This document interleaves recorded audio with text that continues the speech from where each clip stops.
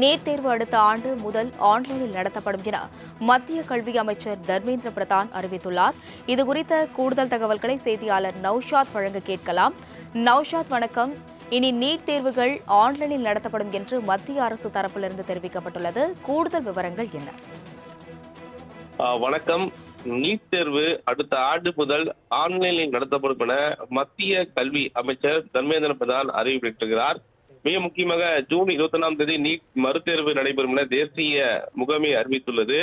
வினாத்தாள் கசிவு காரணமாக மே 3ஆம் தேதி நடந்த நீட் தேர்வு ரத்து செய்யப்பட்டது. சுமார் 22 லட்சம் மாணவர்கள் நீட் தேர்வை ரத்து செய்யப்பட்ட நிலையில் ஜூன் 21 நீட் மறுதேர்வு அறிவிக்கப்பட்டுள்ளது. மிக முக்கியமாக சொல்ல வேண்டுமென்றால் கடந்த சில நாட்கள் முன்பாக ராஜஸ்தானில் நீட் தேர்வின் வினாத்தாள் கசிவு ஏற்பட்டது.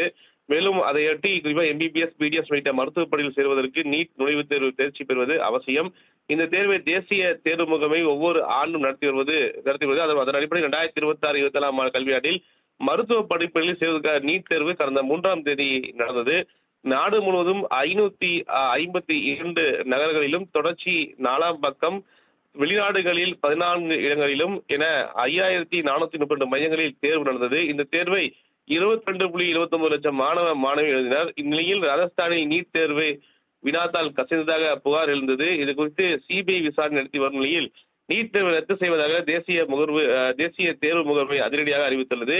இது குறித்து தேசிய தேர்வு முகமை வெளியிட்ட அறிவிப்பு, கடந்த 3ஆம் தேதி நடந்த நீட் தேர்வின் நம்பகத்தன்மை குறித்து எழுந்த புகார்களை CBI விசாரித்து வருகிறது. முறைகேடான தேர்வை அனுமதிப்பது கல்வி அமைப்பின் மீதான நம்பிக்கையை சிதைக்கும். எனவே நடந்த நீட் தேர்வு ரத்து செய்ய மத்திய அரசு அனுமதி வழங்கியுள்ளது.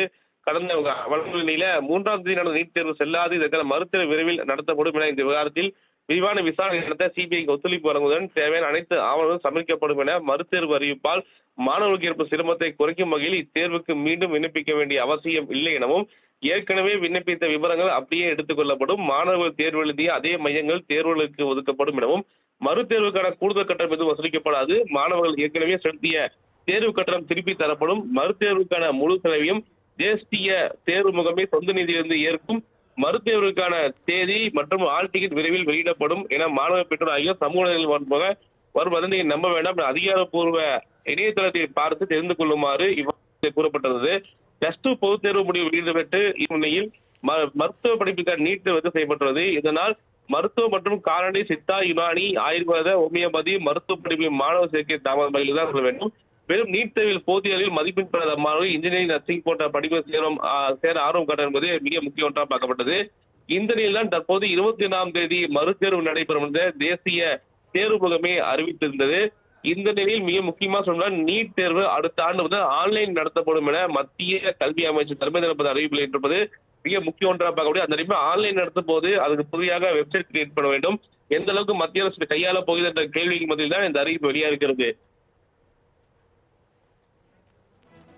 விவரங்களுக்கு நன்றி நௌஷாத்.